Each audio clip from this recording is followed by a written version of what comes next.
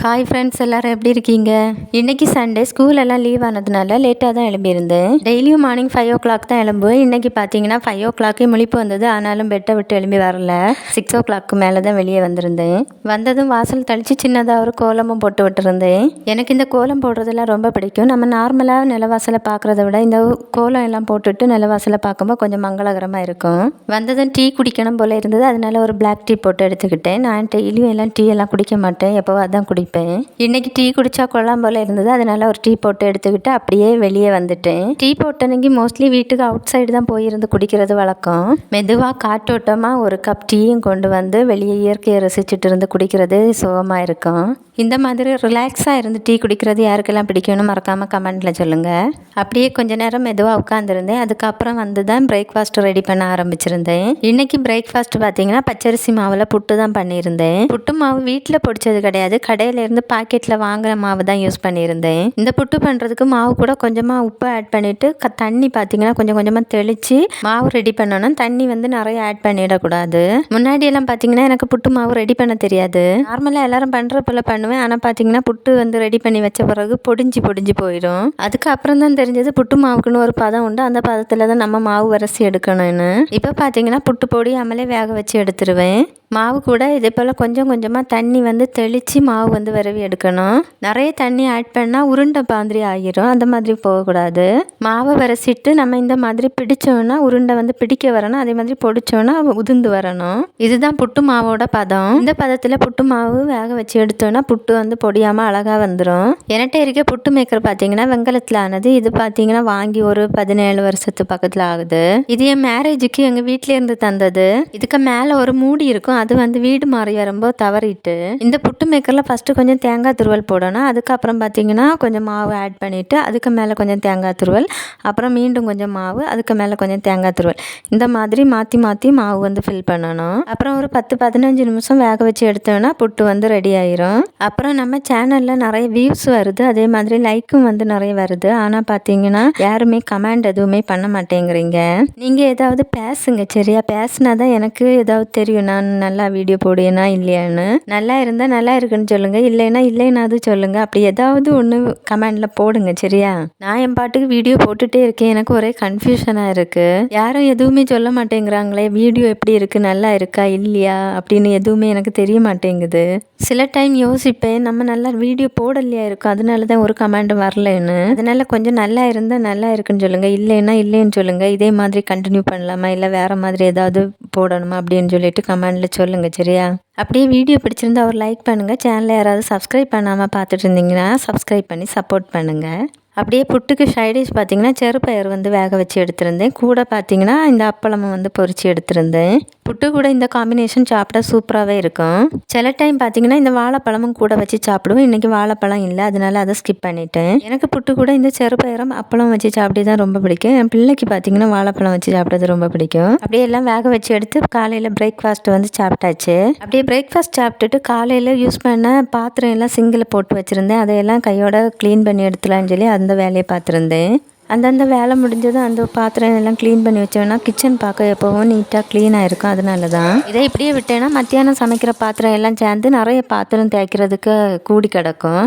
அப்போ நிறைய பாத்திரம் தேய்க்கிறது போல் இருக்கும், ரொம்ப கஷ்டமாகவும் இருக்கும். அதனால இப்படி பண்ணால் ஈஸியாக வந்து வேலை முடிஞ்சிடும். பாத்திரம் எல்லாம் வாஷ் பண்ணி வச்சுட்டு கொஞ்சம் மளிகை சாதனம் எல்லாம் வாங்கி வச்சுருந்தேன். அதையெல்லாம் எடுத்து அரேஞ்ச் பண்ணி வச்சிடலான்னு அந்த வேலையும் சைடில் பார்த்துருந்தேன். உளுந்து சீனி எல்லாம் காலியாக இருந்தது, அதெல்லாம் வாங்கிட்டு வந்திருந்தேன். அதையெல்லாம் அந்தந்த பாக்ஸில் போட்டு வச்சுருந்தேன்னா அந்த வேலை வந்து முடிஞ்சிடும். நான் இந்த பாக்ஸ் எல்லாம் பார்த்தீங்கன்னா மீஷோவில் தான் ஆர்டர் பண்ணி வாங்கியிருந்தேன். இதே மாதிரி கொஞ்சம் கிச்சன் ப்ராடக்ட் எல்லாம் மீஷோவிலேருந்து வாங்கியிருக்கேன். அதையெல்லாம் நான் யூஸ் பண்ணி பார்த்துட்டு ஒர்த்தா இல்லையான்னு ஒரு வீடியோவாக மேக் பண்ணி நம்ம சேனலில் அப்லோட் பண்ணியிருக்கேன். அந்த வீடியோட லிங்க் டிஸ்கிரிப்ஷன் பாக்ஸில் கொடுக்குறேன், விருப்பம் உள்ளவங்க செக் பண்ணி பாருங்கள். அப்புறம் ஒரு சிஸ்டர் கேட்டிருந்தாங்க கிச்சன் டூர் வீடியோ போடுங்க அக்கான்னு.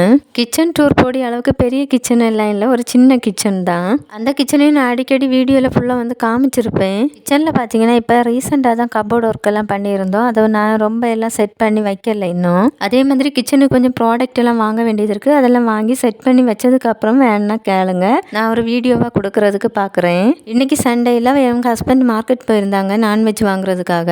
அப்படியே அவங்களும் நான்வெஜ் வாங்கிட்டு வந்திருந்தாங்க, கூட கொஞ்சம் வெஜிடபிள்ஸும் வாங்கிட்டு வந்திருந்தாங்க.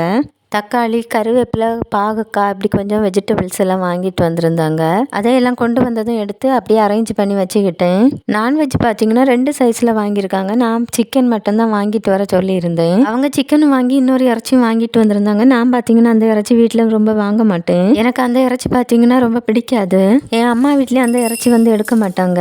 ஆனால் எங்கள் ஹஸ்பண்ட் பார்த்தீங்கன்னா அந்த இறைச்சி ரொம்ப நல்லா சாப்பிடுவாங்க. அதனால அவங்களுக்காக வாங்கிட்டு வந்திருந்தாங்க. அது வேற ஒரு இறைச்சியும் இல்லை, இந்த பன்றி இறைச்சி தான். இந்த பன்றி இறைச்சி யாருக்கெல்லாம் பிடிக்காது அவங்க கமெண்ட்ல சொல்லுங்க. எனக்கு மட்டும் தான் பிடிக்கலையா, இல்லை என்ன போல நிறைய பேர் இருக்கீங்களா என்ன பார்க்கலாம். அதுக்காக தான் சிக்கனும் எடுத்திருந்தாங்கன்னு சொன்னேன்ல, அதில் லெக் பீஸ் எல்லாம் வாங்கிட்டு வந்திருந்தாங்க பொரிக்கிறதுக்காக. அதில் கொஞ்சமாக எடுத்து சிக்கன் கறி வச்சிருந்தேன். மீதி பார்த்தீங்கன்னா 1-2 பீஸ் எடுத்து ஃப்ரை பண்ணியிருந்தேன். அப்படியே பன்றி இறைச்சி எங்கள் ஹஸ்பண்ட்கிட்ட தள்ளி விட்டுட்டேன். அதை அவங்க ஃப்ரை பண்ணுவாங்க. இந்த வேலையெல்லாம் பார்த்துட்டு இருக்கும்போது தான் ஞாபகம் வந்துச்சு, அரைச்சி வச்சிருந்த மாவெல்லாம் காலி ஆயிடுச்சு. அதனால மறுநாள் டிஃபன் போடுறதுக்கு மாவு புதுசாக அரைச்சி வைக்கணும். அதுக்காக அரிசி ஊற போட்டு வச்சிடலாம்னா அந்த வேலையை பார்த்துருந்தேன். 2 கப்பு புழுங்கல் அரிசிக்கு 1 கப்பு பச்சை அரிசி அந்த ரேஷியோவில் அரிசி எடுத்திருந்தேன். எடுத்து அதை வாஷ் பண்ணிவிட்டு அப்படியே தண்ணி ஊற்றி ஊற வச்சாச்சு. இதையெல்லாம் எடுத்து வச்சுட்டு சமையல் பண்ணுற வேலையை பண்ணியிருந்தேன். சமையல் பண்ணுறது பார்த்தீங்கன்னா இந்த வீடியோவில் ஷூட் பண்ணலை. ஆனால் மதியம் என்னெல்லாம் சமைச்சிருந்தேன்னு மட்டும் வீடியோவில் காமிச்சிருக்கேன். ஃபஸ்ட்டு பார்த்தீங்கன்னா ரசம் வச்சுருக்கேன். அப்படியே பார்த்தீங்கன்னா இந்த பக்கம் எங்கள் ஹஸ்பண்ட் பன்றி இறைச்சியை ஃப்ரை பண்ணி எடுத்து வச்சுருக்காங்க. ஃபஸ்ட்டே சாதம் எல்லாம் வடித்து வச்சுட்டேன். இந்த பக்கம் பார்த்தீங்கன்னா சிக்கன் ஃப்ரை பண்ணுறதுக்காக போட்டிருக்கேன். அப்புறம் சிக்கன் கறியும் ரெடி பண்ணிட்டேன். மதியம் சிக்கன் கறி, சிக்கன் ஃப்ரை எல்லாம் வச்சு சாப்பிட்டுட்டு கொஞ்சம் நேரம் பார்த்தீங்கன்னா சும்மா தான் உட்காந்துருந்தேன். அப்புறம் ஈவினிங் வெளியே போக வேண்டியது இருந்தது. அதனால் போகிறதுக்கு முன்னாடி மாவு அரைச்சி எடுத்து வச்சுட்டு போயிட்டோன்னா வந்த பிறகு கொஞ்சம் ஃப்ரீயாக இருக்கலான்னு அந்த வேலையும் பார்த்துருந்தேன். நான் இட்லி தோசைக்கெல்லாம் தனித்தனியாக மாவு அரைச்சி வைக்க மாட்டேன். ஒரே மாவில் தான் இட்லி ஊற்றிட்டு அப்புறம் தோசையும் ஊற்றுவேன். மாவு அரைக்கிறதும் நிறைய நாளைக்கு சேர்த்து அரைச்சி வைக்க மாட்டேன். 2 அல்லது 3 நாளைக்கு தான் அரைச்சி வைப்பேன். ஃபஸ்ட்டு 1 நாள் 2 நாள் இட்லி வேக வச்சு எடுப்பேன். மீதி இருக்கிற மாவில் தோசை ஊற்றிப்பேன். ஃபஸ்ட்டு உளுந்து தனியாக போட்டு அரைச்சிருந்தேன். அது நல்லா அரைஞ்சிடுச்சு. அதை எடுத்து மாற்றிட்டு அப்படியே அரிசியை போட்டுடலாம். இந்த கிரைண்டர் பார்த்தீங்கன்னா ஓடிட்டு இருக்கும்போது அப்பப்போ ஸ்டக் ஆகி நிற்கும். அப்பப்போ கையால் சுற்றி விட வேண்டியதாக இருக்கும். அப்போ தான் சரியாக ஓடும். இதுக்கு முன்னாடி இதே கம்பெனி கிரைண்டர் தான் வச்சுருந்தேன். அது பார்த்தீங்கன்னா சூப்பராகவே அரையும். இது பார்த்தீங்கன்னா கொஞ்சம் மக்கப் பண்ணி தான் ஓடுது. ஒரு 2-3 தடவை சரி பண்ணி வாங்கியாச்சு. இருந்தாலும் அது அப்படி தான் இருக்குது. சரி இப்போ காசு வரும்போது புதுசு வாங்கிக்கலாம் அப்படின்னு சொல்லிட்டு அதை அப்படியே விட்டாச்சு. அப்படியே மாவெல்லாம் அரைச்சி எடுத்தாச்சு. இனி மாவு நல்லா மிக்ஸ் பண்ணி விட வேண்டியதான். உளுந்து மாவும் அரிசி மாவும் தனித்தனியாக அரைச்சி எடுத்தனால 2யும் நல்லா மிக்ஸ் பண்ணி எடுக்கணும். மாவு மிக்ஸ் பண்ணும்போது எப்போவுமே கையால் தான் மிக்ஸ் பண்ணணும். கரண்டி யூஸ் பண்ணி மிக்ஸ் பண்ணோன்னா மாவு புளிச்சு வராது. எல்லா வேலையும் முடிச்சு வச்சுட்டு அப்படியே ஈவினிங் வெளியே போகணுன்னு சொல்லியிருந்தேன்ல, அதுக்காக ரெடியாகி கிளம்பியாச்சு. அப்புறம் பார்த்தீங்கன்னா எங்கள் ஹஸ்பண்ட் 2 வருஷத்துக்கு அப்புறம் வெளிநாட்டிலேருந்து வந்திருந்தாங்கன்னு சொன்னேன்ல, அவங்க எனக்கு என்ன கிஃப்ட் வாங்கிட்டு வந்திருந்தாங்கன்னு பார்க்கலாம். ரொம்ப பெருசாக எல்லாம் கிஃப்ட் எதுவும் வாங்கிட்டு வரல. அவங்க எனக்காக வாங்கிட்டு வந்த கிஃப்ட் இந்த பேக் மட்டும்தான். கிஃப்ட் பெருசோ சின்னதோ அவங்களுக்கு வாங்கிட்டு வரணும்னு தோணி இருக்குல்ல, அதுக்கு எனக்கு ரொம்ப சந்தோஷமாக இருந்தது. இது பார்த்தீங்கன்னா லெதர் பேக். இது நல்ல குவாலிட்டியாக இருக்குது. எனக்கு இந்த கலர் மட்டும் வேற கலர் எடுத்துருக்கலான்னு தோணுச்சு. ஆனால் அவங்க கிட்ட இதை சொல்லலைன்னா ரொம்ப பெரிய அளவு திங்ஸ் எல்லாம் வைக்கிறதுக்கு இடம் இல்லை. சின்னதாக ஒரு வாட்டர் பாட்டில் வைக்கலாம். அப்புறம் நம்மளோட மொபைல் இதெல்லாம் வச்சுக்கலாம். இந்த கிஃப்ட் யாருக்கெல்லாம் பிடிச்சிருக்கோ அவங்க கிஃப்ட்டுன்னு மறக்காமல் கமெண்டில் சொல்லுங்கள். அப்படியே பேகெல்லாம் எடுத்துகிட்டு நானும் கிளம்பிட்டேன். ஓகே ஃப்ரெண்ட்ஸ், இந்த வீடியோவை இதோட முடிச்சுக்கலாம். இந்த வீடியோவை கடைசி வரை பொறுமையாக பார்த்தமைக்கு நன்றி. இந்த வீடியோ உங்களுக்கு பிடிச்சிருந்தா ஒரு லைக் பண்ணுங்கள். யாராவது சேனலை சப்ஸ்கிரைப் பண்ணாமல் பார்த்துட்டு இருந்தீங்கன்னா சப்ஸ்கிரைப் பண்ணி சப்போர்ட் பண்ணுங்கள். இனி நெக்ஸ்ட் வீடியோவில் சந்திக்கலாம்.